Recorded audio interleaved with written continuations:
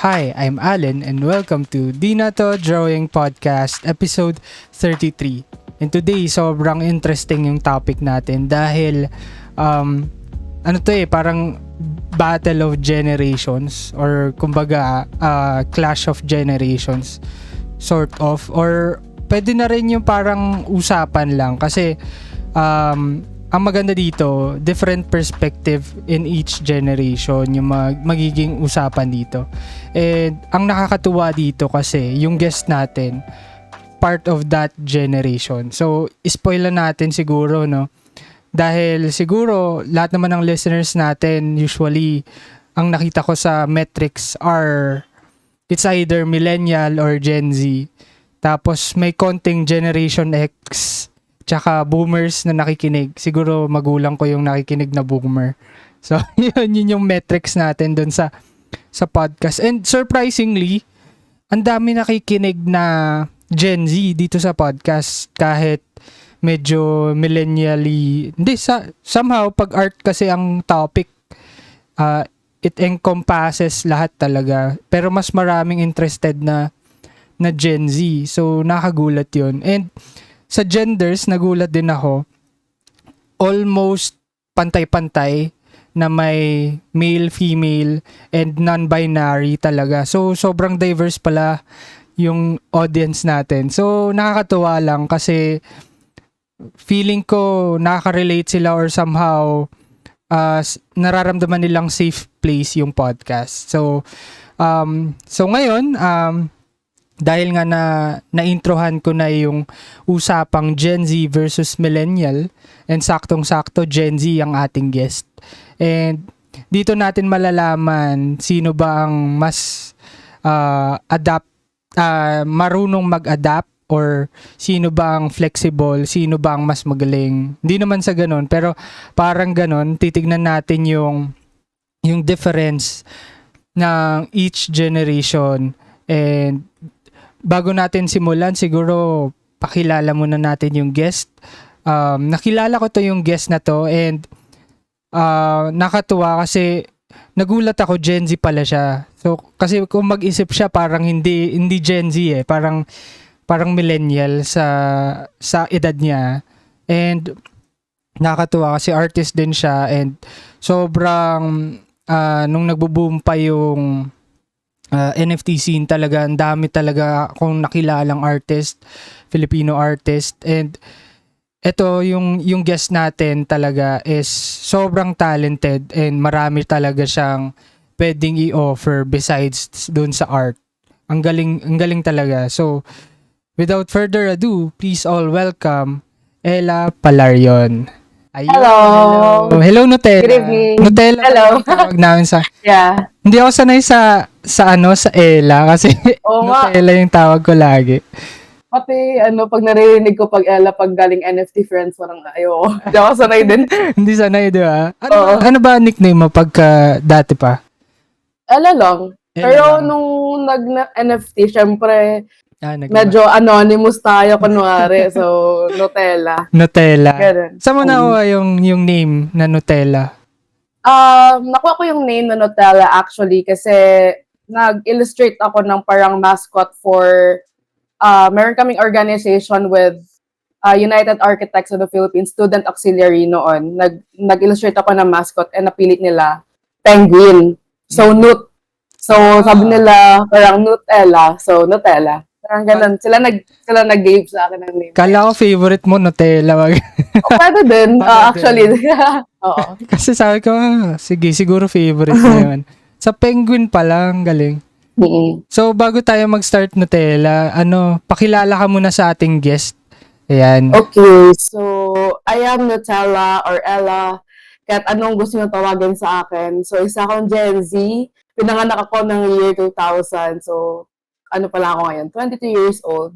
Grabe. And, bata pa. Tapos, actually, bago lang ako graduate in Bachelor of Science in Architecture. And also, I've been freelancing for about 5 years now. So, pinagsabay ko. Wow. Yeah, so, yun yung nag-finance sa akin while I'm still in school. So hindi naman ako ni-require ng parents ko na ako mag-financially support ng sarili ko. Pero, yun. Kasi nahihiyan na rin ako, ayaw ko maging pabigat. So, Mm. ganun siya. So, yun.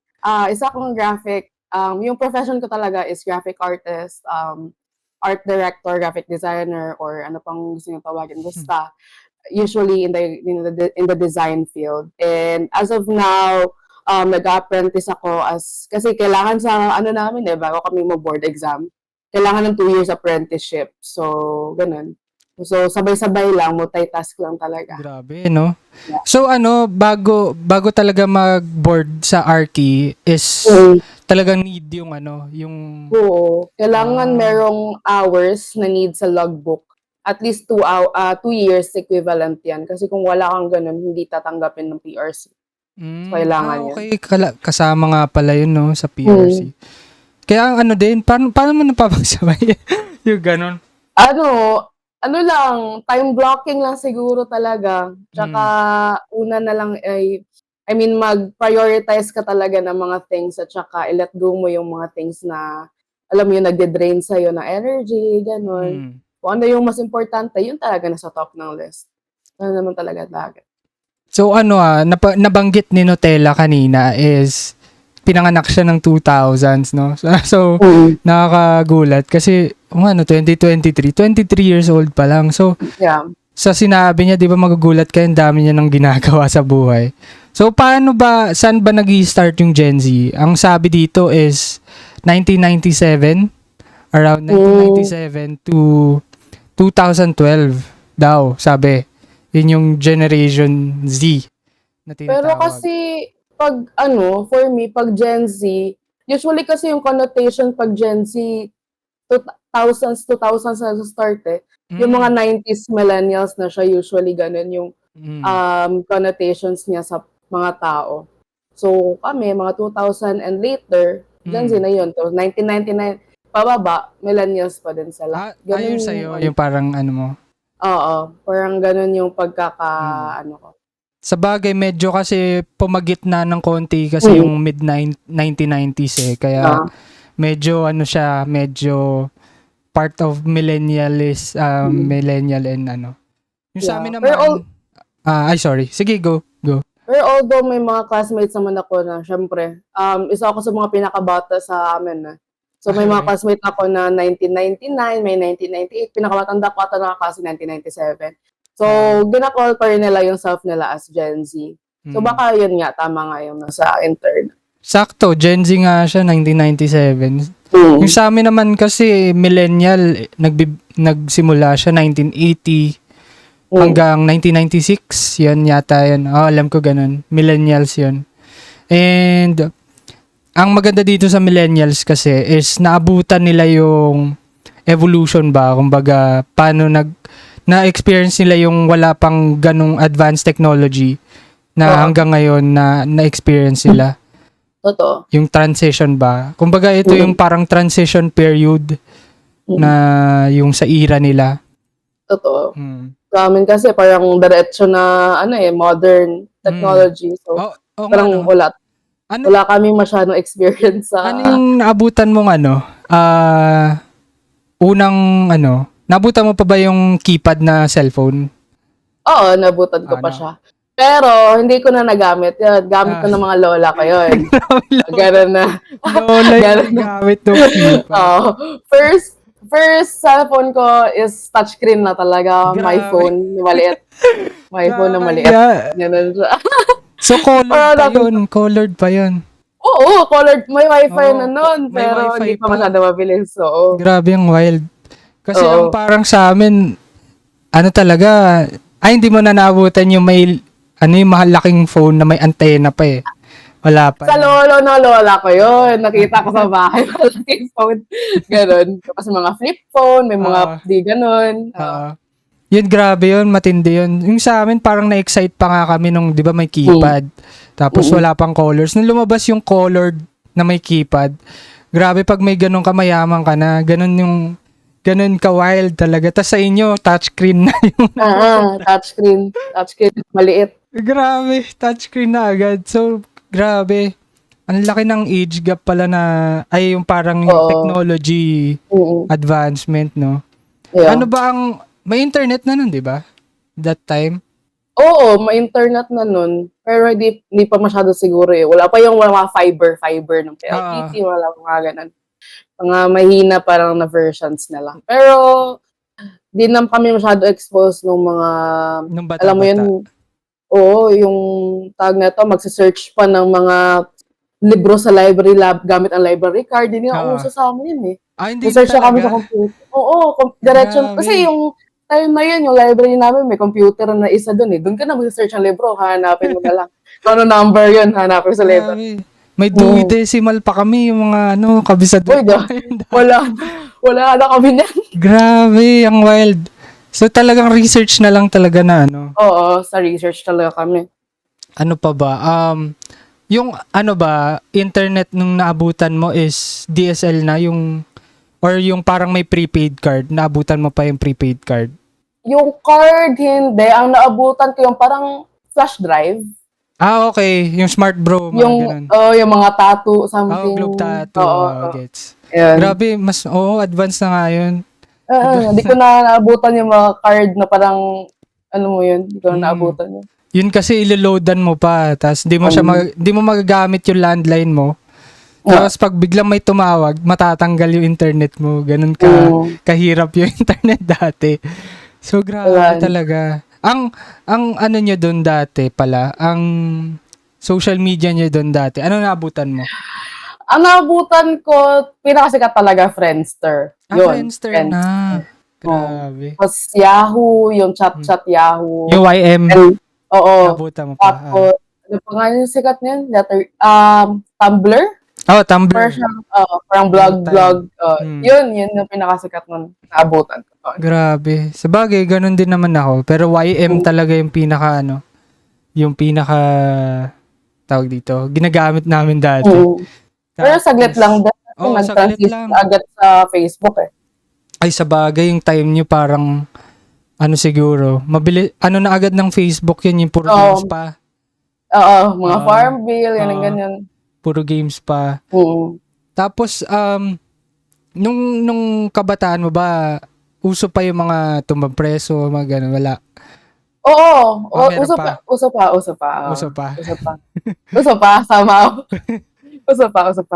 Lalaro pa kami. Yung mga inaanak ko parang wala walang ganun eh. Oo, ngayon iba na yung, kasi kami, Gen Z kami, pero naranasan pa rin naman yung maglaro sa labas. Ngayon, yung pinagbabawalan kami mag-cellphone pag tuwing nap time. Pero ngayon kasi yung Gen Z ngayon, parang sila pa yung mga galit pag wala silang cellphone pag natutulog eh. Kaya nga eh, tapos parang hindi nila alam yung mga ganong laro. Kumbaga, wala nagturo na sa kanila. Yeah, yung nila siguro, yung the only time na nakita ko merong siguro mas bata sa akin naglaro sa labas was nung nag-uso yung lato-lato. Yun lang yun. Yung time na yun.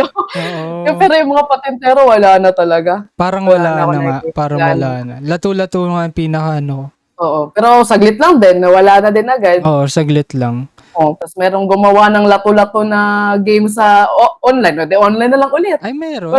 Paano yun? Hindi ganun? Parang... Merong gumawa nun, Kagi. Nakita ko sa Twitter kung...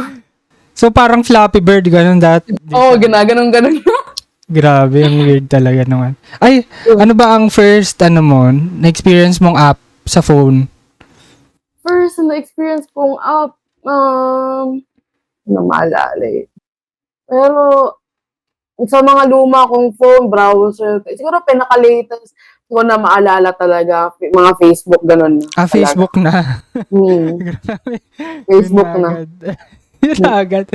Mga laro-laro, mga dating laro. Two Fuse, mga ganun. Two Fuse, medyo na rin yun. Medyo advanced na. Medyo kami doon, tuwang-tuwa kami doon kasi ang ganda na nung UI eh. Hindi tulad dati sa Wala, ibang-iba talaga, parang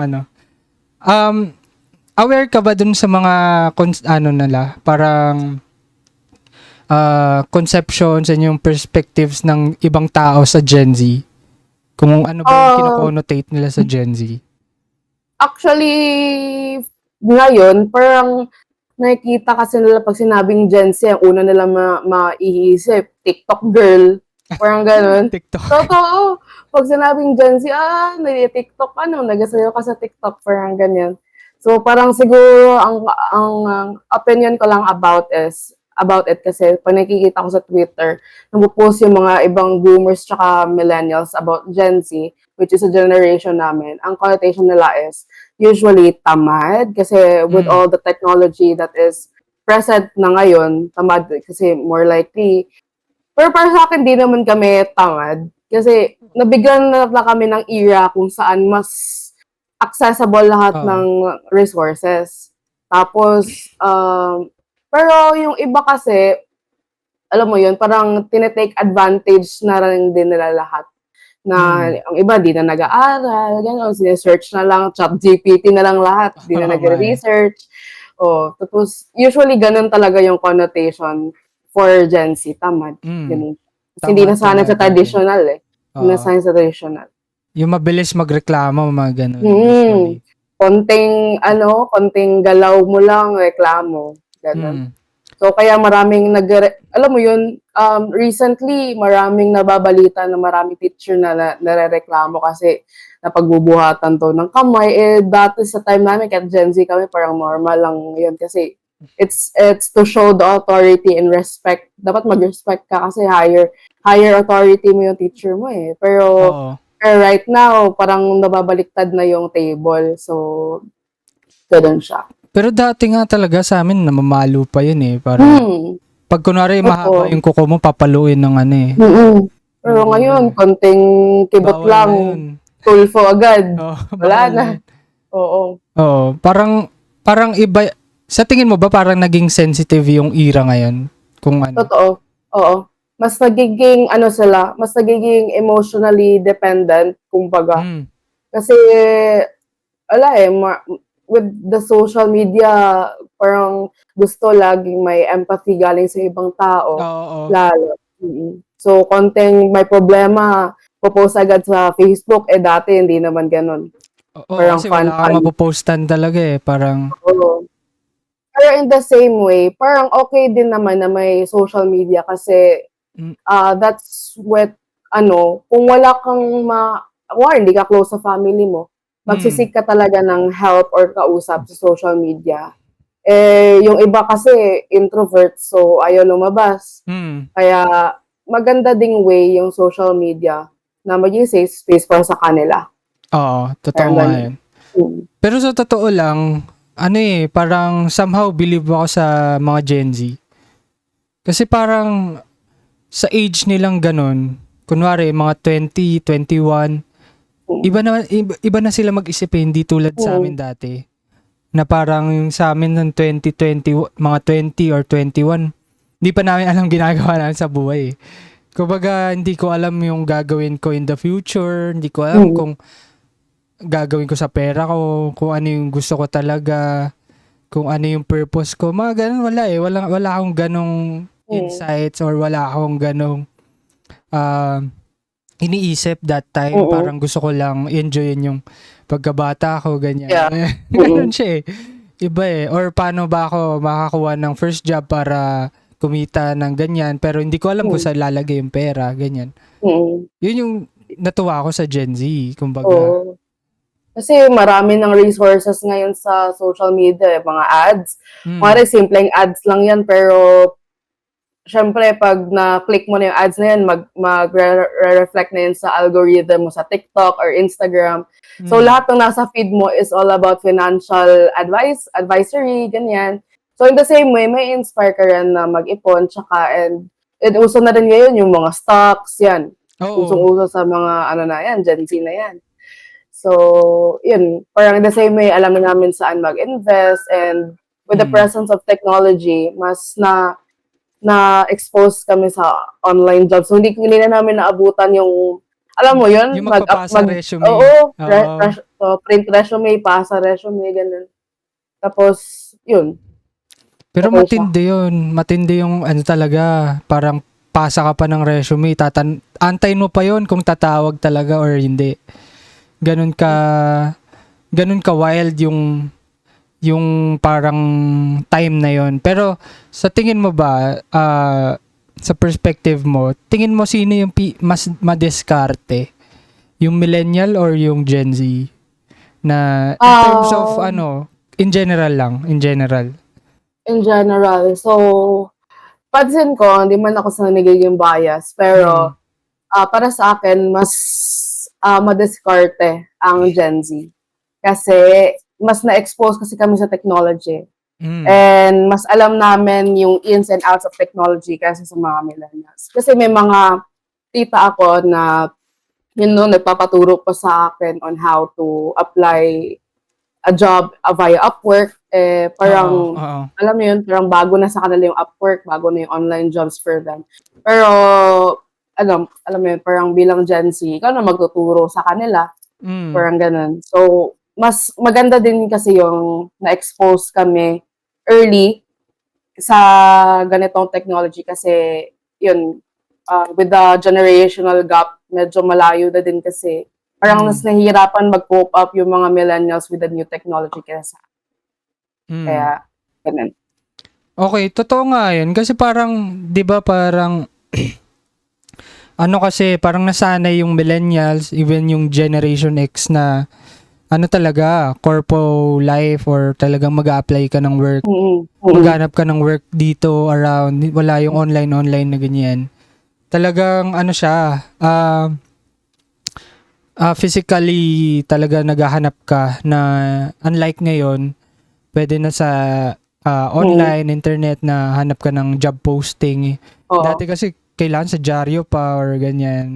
Ganyan pa dati. Classified ads. Tapos yung mga job fair, mga ganun pa yun dati. Job fair, naabutan ko pa yan.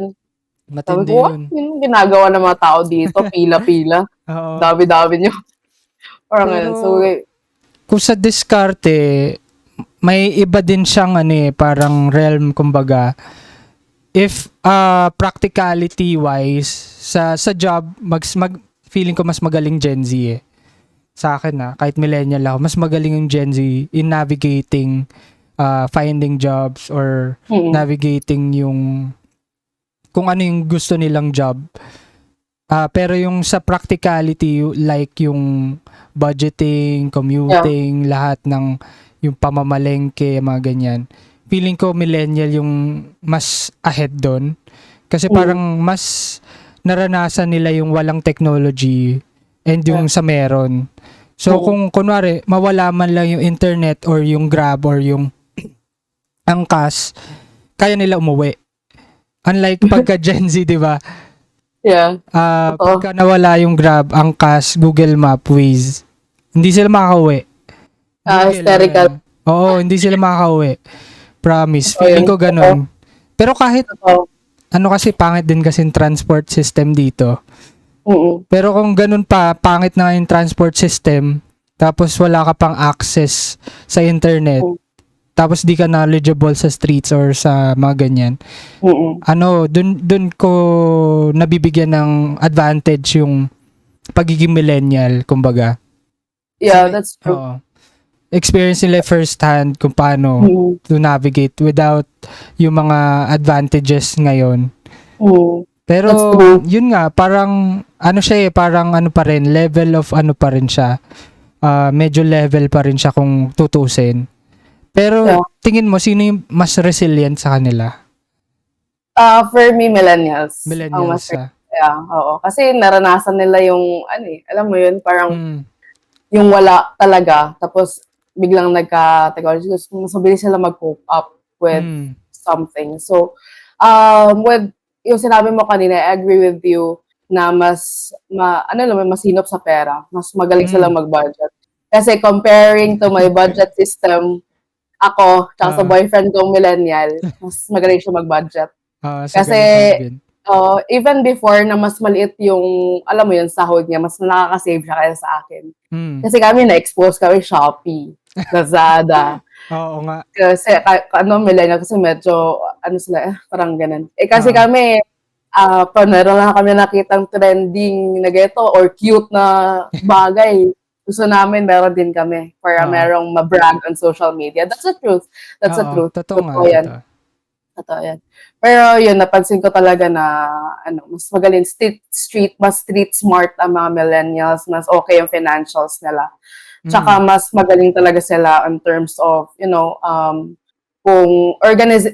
kung pag-organize lang, mas okay. Kasi yung utak namin mga Gen Z, puro social media na lang din Oo. paminsan-minsan. So, wala na kaming time to think of, parang mabilis kami ma-distract, kumbaga, Mm. maiksi yung attention span namin.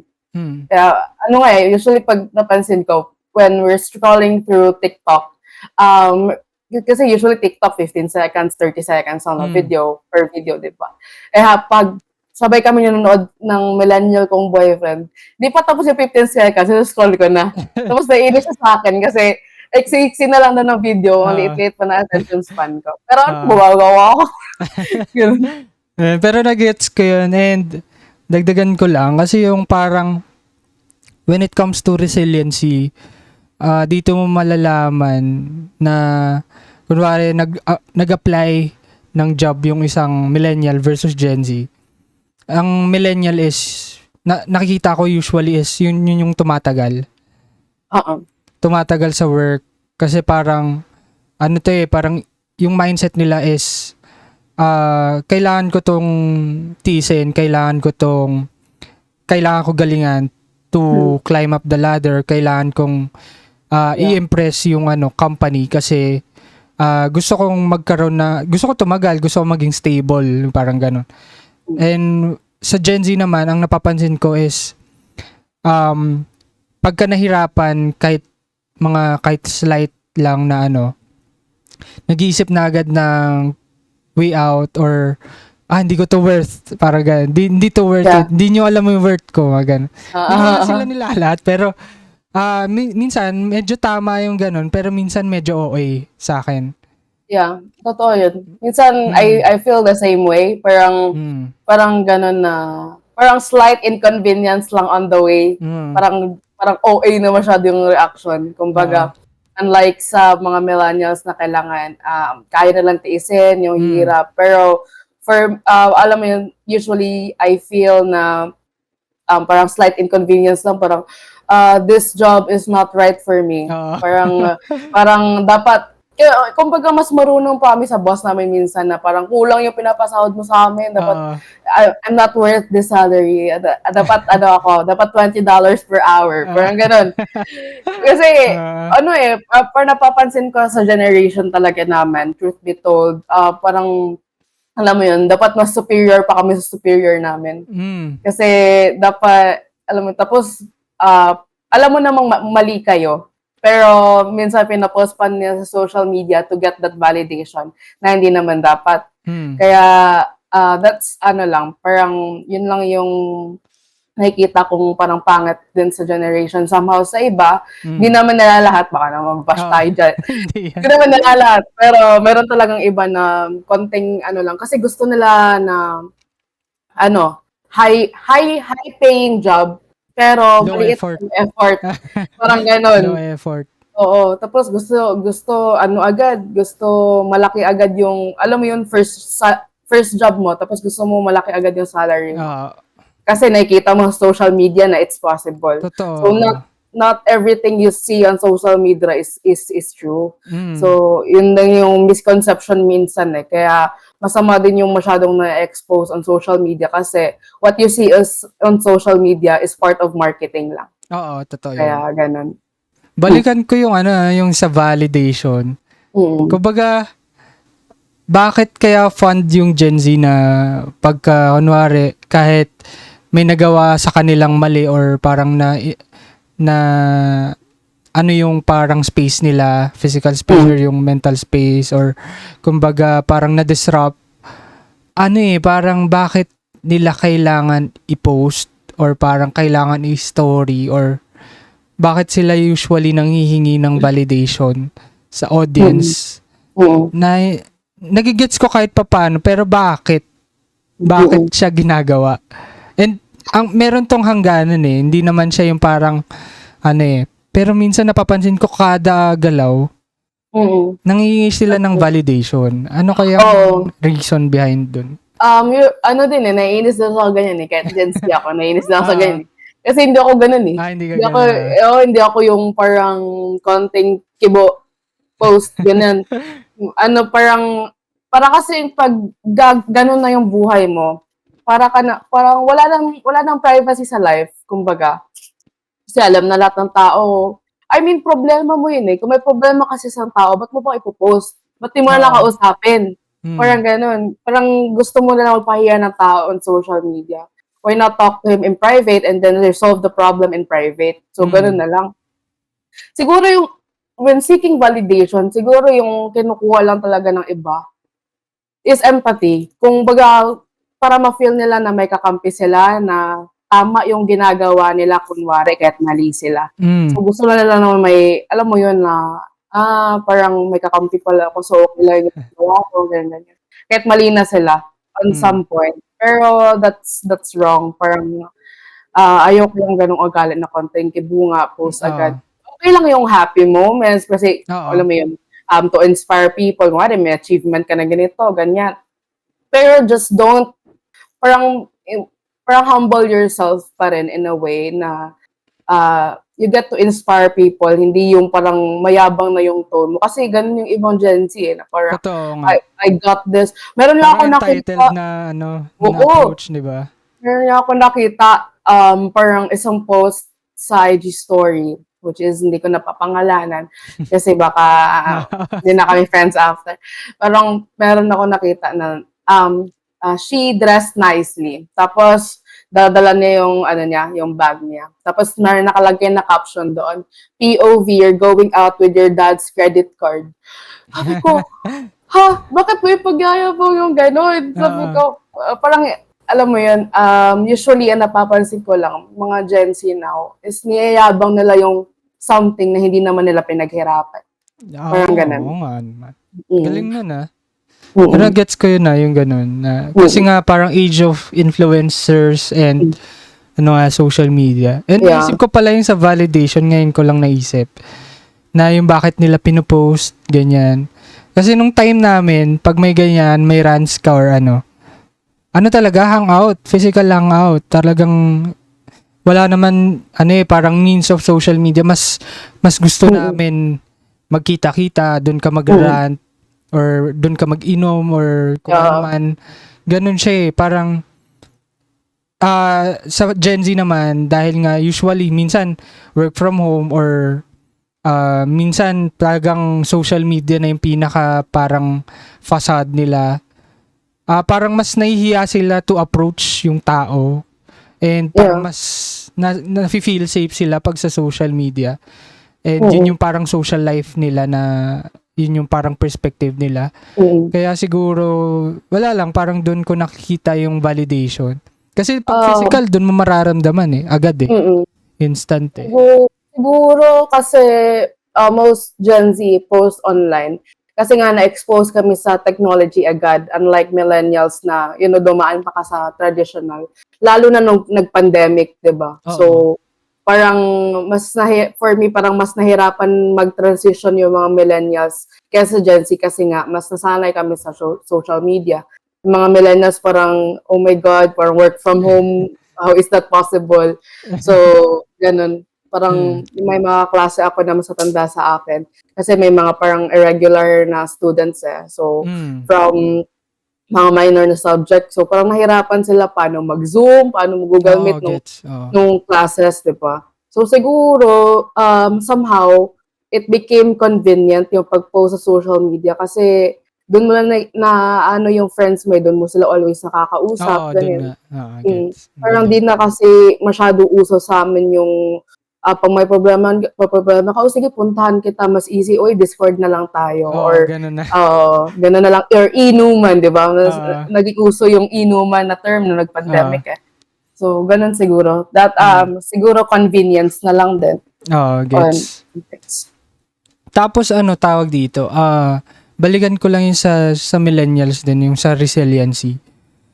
Sa akin, hindi siya yung, although maganda siya, pero where in fact, pagka medyo sobrang resilient ka naman, Dun pumapasok yung pwede kang ma-exploit na ano. Yun yung parang missing dun sa mga older generations na na-exploit, prone to exploitation. Kasi nga, kinakaya naman yan eh. Yung sa, hindi mo mabablame yung employer, hindi mo mabablame yung kung ano man, yung system, yung game, yung mabablame mo kasi hindi naman ano yan eh. Yun na yung naging sistema eh. Parang, pag ayaw mo dun, tsaka kaalis talaga. And, syempre, pag naisip ng employer na kaya niya palang mabuhay, hindi siya nagrereklamo ng ganitong salary lang or ano. Ganun lang, tuloy-tuloy lang. Tapos pagbibigyan mo pa ng load, hindi naman pala nagreklamo, okay lang pala eh, di bibigyan. Sa mindset ng lalo older generations, kailangan ko kumayod, bawal maging tamad kasi kailangan ko mabuhay. And yung nawawala sa kanila is to find ways to explore. Kasi parang ito yung safe zone nila eh. Kumbaga, yung risk nila, kumbaga, hindi siya unlike dun sa Gen Z. Pero naiintindihan ko kasi yung risk ng millennials is it's either may pamilya na sila, may anak na sila. Pag Gen Z kasi, bata pa, ang dami pang pwedeng gawin, and yung pera, usually hindi naman sila yung breadwinner. So, mas risk taker sila. So, yun yung napapansin ko rin. Pero kung nalaman to agad nung older generations, feeling ko hindi siya ganun na yung working system natin is medyo mababago siguro eh, masishift eh.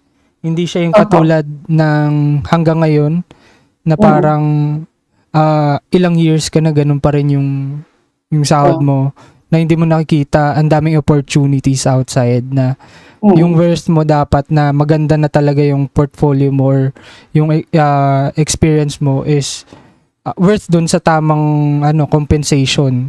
Yun yung nakikita ko dun.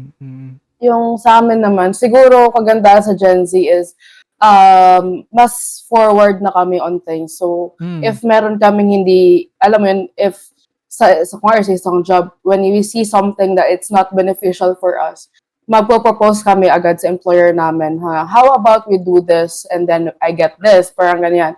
If it doesn't work for you, then maybe we can meet halfway. Parang mas, alam mo yun, mas nag-voice out na kami sa emotions namin. Unlike, yung ibang millennials kasi ay parang napapansin ko, di naman lahat, mas naiipon yung, alam mo yun, emotions nila. So, mas nag-build up, tapos saka pa nila sasabihin. Sa amin, if merong may mali kami nararamdaman, mas, alam mo yun, mas vocal na kami.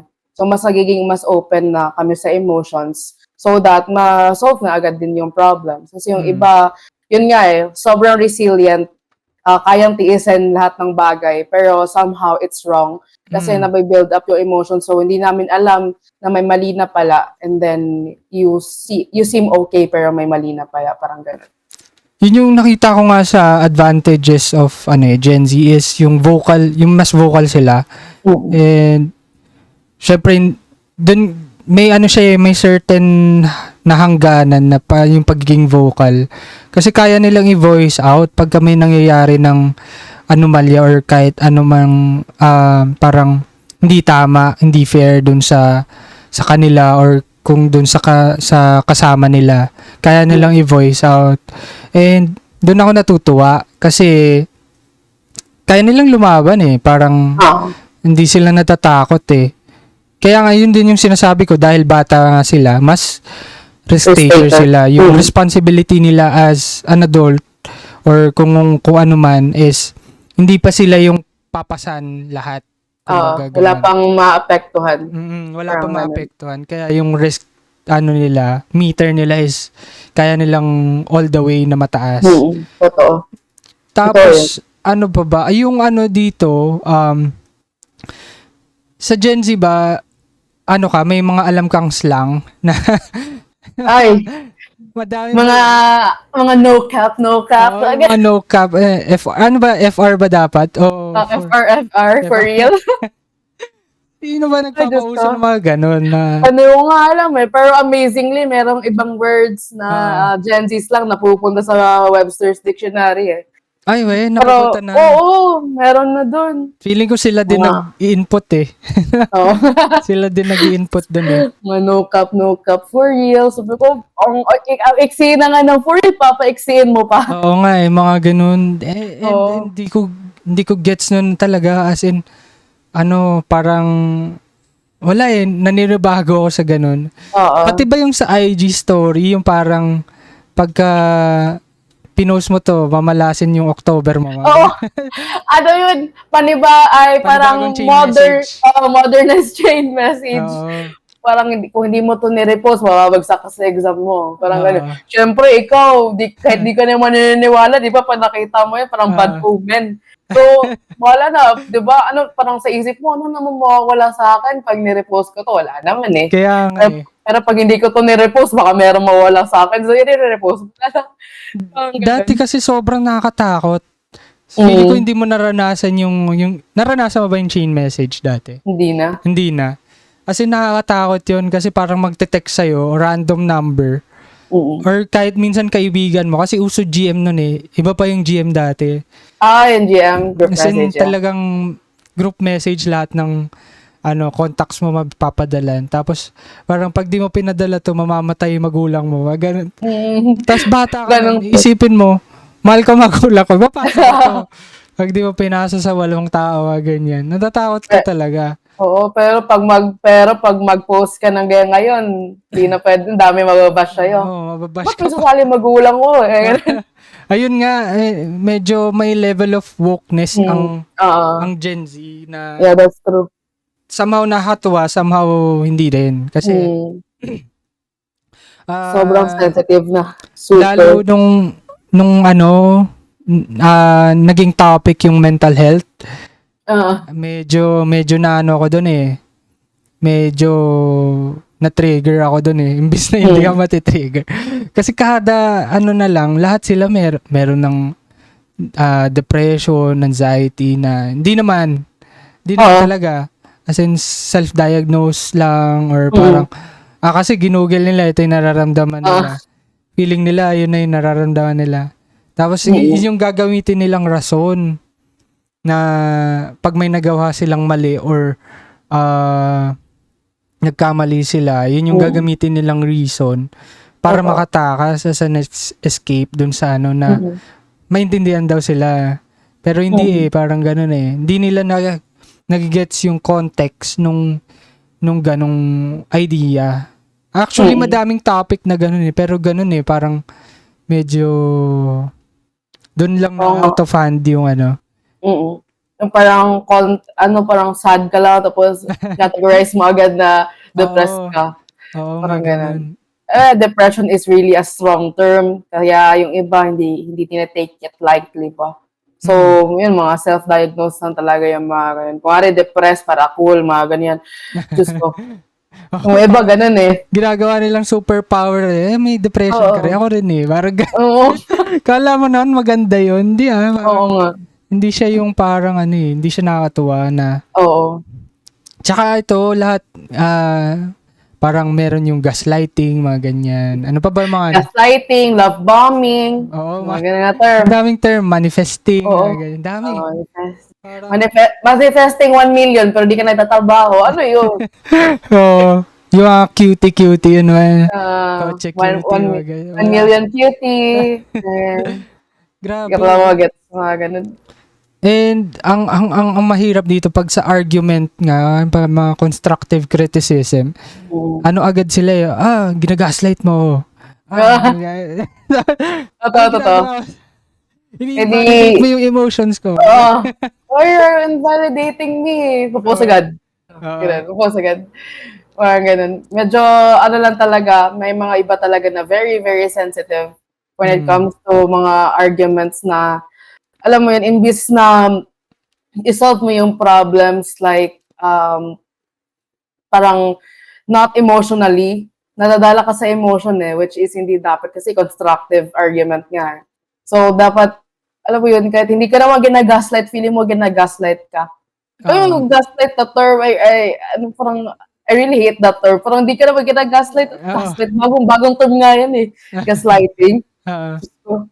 Parang, alam mo yun, Lahat ng against, kunwari, against oo, sa principle, ay parang argument mo, sasabihin mo agad gaslighting na. oo, Pero gaslighting na agad. kahit Mm. hindi, ganun siya. Oo, parang nakikipag-usap lang sa'yo to solve the problem, tapos feeling mo pag against sa'yo yung principles niya, gaslight agad yun. Ah, Same as sa love bombing daw. May love term na bombing. love bombing sa sa Gen Z eh. Oo. Pag binigyan mo siya ng super maraming gifts, tapos pinakilala mo sa magulang agad-agad, di pa kayo 1 year, love bombing na daw yun, parang nabibigla siya sa love na binigay mo, so wala ka ng choice. Ah, Parang, hindi ba pwede genuine lang sa'yo yung tao? Parang ganyan. may certain naman yun measurement, kumbaga, hindi naman agad-agad love bombing yun. Oo. Malay mo, parang, ano lang siya, gusto din sa amin yung anong term yun, love language. Wala naman yun love dun. language. Wala, Oo wala nga. naman yan. Ngayon lang ulit lumabas yan eh. Ngayon lang ulit lumabas. Wala Yung naman mga yun red nun. flags, green flags. Oo. Red flag ka. Parang Lahat na lang red flag sa kanila. lahat na lang red flag. Ang dami, Yan lang din. sa sobrang overwhelming kasi yung information. Kumbaga, umiikot din lahat ng ideas na kahit di nila naiintindihan yung context itself. Inaano agad nila, yun na yun. Oo. And baka pag first time nila naranasan, parang iaano agad nila without thinking pa kung ano yun. Kasi usually, una talaga, sa Gen Z, una talaga emotion bago isip. Yun yung napapansin ko. Una talaga emotion bago isip. Tapos, masyadong uso sa generation namin yung fake it till you make it. Kung ngari, first job mo, tapos sabihin mo agad you have 3 years of experience. Parang, wouldn't be that wrong sa employer mo na mag-hire sa'yo. Di ba siya unfair na inaasahan ka na mag-deliver na ganitong quality na work, tapos beginner ka lang pala. Parang dapat mas maging honest ka na lang kasi if willing naman yung employer mo to hire you, ita-train ka naman nila kaysa din ba mag-lie ka na may gato kang sa experience. Ganun. Oo, kasi napapressure nga sila, di ba yung mga nagpo-post nga, nagawa ko to, tas ito na yung sweldo ko, 6 digits na, ganyan. Without knowing any experiences or wala akong inisip na ganyan. Ayun nga parang mas nahuhook sila doon nga, sabi mo nga, emotion based nga sila. Doon nangyayari. Tapos, ito pa, may one instance pala nung nag-work pa ako na sa parang corpo setup, pero hindi naman siya pero creatives pa rin. Kumbaga, may nag-apply doon, Gen Z. Tapos, ang starting salary niya, pang art director. Parang, gusto ko 40,000-50,000 agad yung Uy, wow, kakagraduate mo lang, sigurado ka. And makikita mo yung portfolio niya, sobrang hilaw. Kumbaga, tama naman yung kunwari, sobrang galing mo or talagang deserve mo, pwede. Pero kung ipapakita mong ganun yung performance mo and yung portfolio mo, wag ka mababad trip pag hindi ka inagrihan ng ganitong presyo tapos bibigay sa'yo parang yung minimum. Ang minimum na nga nung naabutan na nun, 18. Kami nun dati parang 12 or ganun. As in, sabi, ang baba naman, sobrang baba, parang ganun.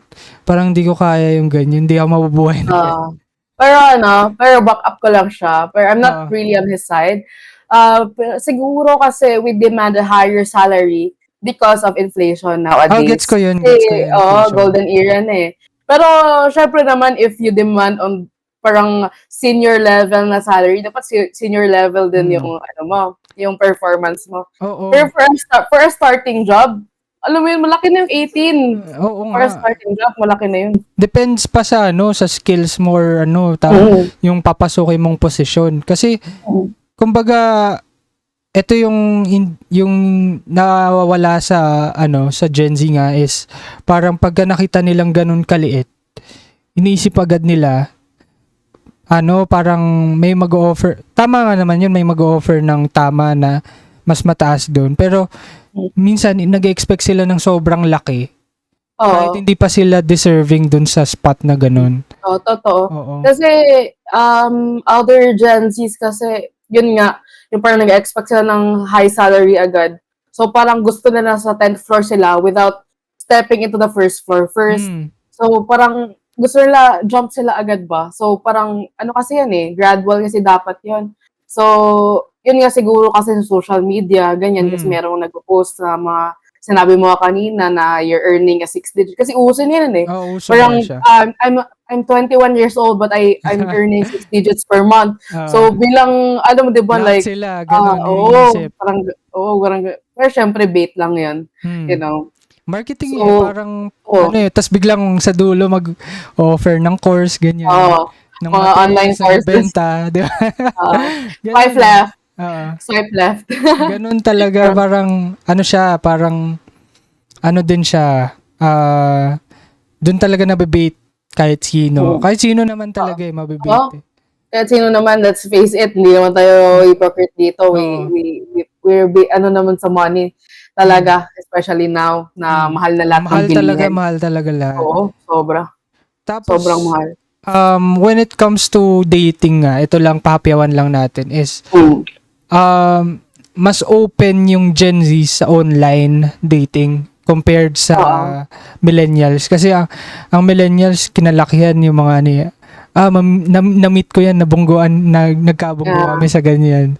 Na-meet ko lang siya, nagkita kami sa mata, ganyan. Tsaka ko siya in-approach. Ganun ganun talaga parang pocketbook something na story, mga ganyan. Ganun pa yung dati. Kasi ganun talaga yung mundo dati. Hindi siya yung yung talagang pwede mo na makita sa phone, DM mo na lang, or kunyari online dating apps, ganyan. Ganun na eh, parang iba eh. Parang I can attest to that kasi siya, with the one on my back, di ba? We've met sa Discord lang din when the Talier people noon. So, my previous boyfriend I met through online lang din. And medyo nagtagal kami, I mean, 4 years, 5 years before I got with Jay. So, both sila were my previous relationships are yung mga serious talaga sila dalawa lang. Talaga, through online lang. And parang, wala naman, parang it seems normal for us. Tapos, nung nakita kami, parang, ikaw na pala yan, parang, syempre, the feeling na finally nakita na kita. So, usually, parang may excitement pa rin, kasi hindi mo nga siya nakita in person, di ba? So, somehow, mayroong surprise element na, hindi mo kasi alam kung gaano siya katangkad in person, kung siya ba talaga yun. Pero, at the same time, the risk is there, kasi baka, hindi pala siya talaga yung kausap mo. So, ingat lang mga people. Pero yun eh, kasi dati, natandaan ko nung bata ako, parang pag online nag-meet, parang news na yun dati. Parang, may nag-exist pa lang ganun. Tapos ngayon, parang normal na lang siya. Oo. When it comes to that, parang what seems different before is parang normal na now is dating foreigners. Diba? Parang, may fam siya, parang gold digger, parang ganun. Ganun yung connotation dati. Oo. Pero they don't know kasi na real love pala talaga yun. Kasi ganun ba, diba? Ang isip kasi nila agad pag Filipina, gusto green card lang or parang citizenship to US, pero they don't know the story naman. So yun lang yung pangit sa mindset ng mga older totoo people. Yun. Gets ko yun. Grabe talaga sila mag-judge agad sa ganun. Yeah. Pero ngayon kasi mas open, mas maganda nga yung parang pagka nakamit sila other race, other nationalities, yun yung maganda, parang na, kasi same age or same parang usually ganun na nangyayari. Hindi na yung tulad dati na yung connotation sa pagiging Pilipino pagka peperahan mo lang siya eh. Hindi eh. Parang yun, iba na din? With age gap din, usually pag diba, dati, kung merong 10 to 15 years na age gap sa couples, parang big deal. Ngayon, parang wala na. It seems normal na lang din talaga. Which is, dapat normal naman talaga kasi love knows no age and race or whatever.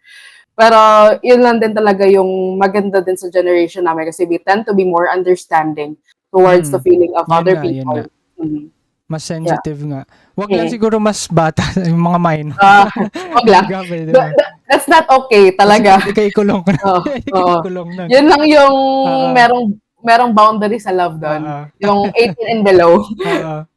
Pero ang maganda dito, ang maganda kasi dito sa millennials and Gen Zs, ano siya parang medyo nagja-jive kahit papaano compared sa Gen X or boomers talaga. Mm. Kasi medyo nagkakaintindihan sila kasi nga mas magkalapit yung generation. Mm.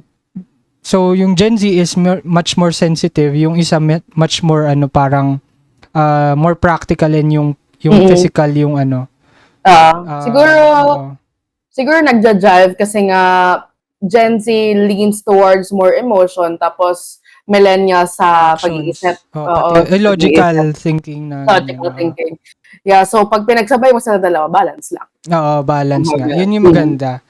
And ano pa ba? Lastly na lang, dahil nga parang yun nga sabi ko kanina, ang dami nakikinig na Gen Z dito, nagulat ako.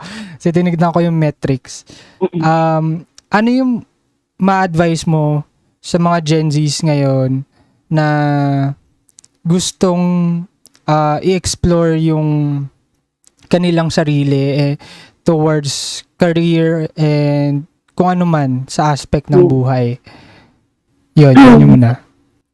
Siguro, ma-advise ko, first and foremost, huwag masyadong magpadala sa social media or kahit anong nakikita ng social media kasi everything there is just marketing, and never hesitate to ask for help physically, especially in your family and your friends na older, because believe me or not, they know what to do kasi mas alam nila kasi nga mas wide yung wisdom nila towards life and navigating life. So siguro wag masyadong feeling entitled na kaya mo lahat ng mga bagay sa mundo kasi no man is an island. Kaya no man is weak kasi kung magsisik ng help. Kaya wag mahiya mag-seek ng help kasi usually mga Gen Zs ngayon parang feeling mo weak sila kasi gusto lang maging strong, independent woman. Pero sa totoo lang, mas strong ka if you know how to seek help from other people. Yun, may naalala lang ako yung sinabi mo dyan. Gen Zs tend to parang yung sarili nila yung gumalaw, parang to do it on their own, DIY, ganyan. Yeah. And sila yung may dream and aspiration na magtayo ng sarili, gumawa ng sariling company or business, ganyan Parang yun yung aspirations nila When it comes to millennial, dito yung may collaboration or parang mas gusto nilang may kasama para mag-grow yung And wala namang masama doon. And pagka ang maganda doon sa Gen Zs nga, iniisip nila kung paano nila i-grow yung business nila or sarili nila individually, mag-isa. Dito lang siguro nawawalan sila ng out of touch sa ibang tao or kumbaga sa ibang organization or kung ano man. Kasi nga parang mas sila mas iniisip nila kaya nila entitled. Minsan may ganun entitlement na dahil nga sa pressure ng social media, iniisip nila lahat kayang gawin yung ganun. Oo. Kaya siguro we like things na control namin kasi ayaw nga namin ng slight inconvenience on the way. Pero sa totoo lang, if mag-isa ka, mas mahihirapan ka talaga to control things. Totoo. Kaya kailangan mo talaga to seek help. Ang nakulangan lang dun sa millennials, hindi naman sa parang in general, is yung parang nawalan sila ng parang DIY na kaya ko rin naman palang sarili, kaya ko tumayo sa and dun sila nawawalan ng tawag dito, trust or risk sa sarili na kaya nila. Kasi nga, yun yung sinabi ko kanina is yung responsibility nila marami na hindi na compared sa hindi na pwede mag-risk talaga ng malaki. Pero if kaya naman nilang i-risk yun kahit papaano, little by little, kaya nilang gawin yun na magsarili, mag-start ng business, mag-start ng sarili nilang hobby or yung kung ano Oh. yung gusto nilang passion.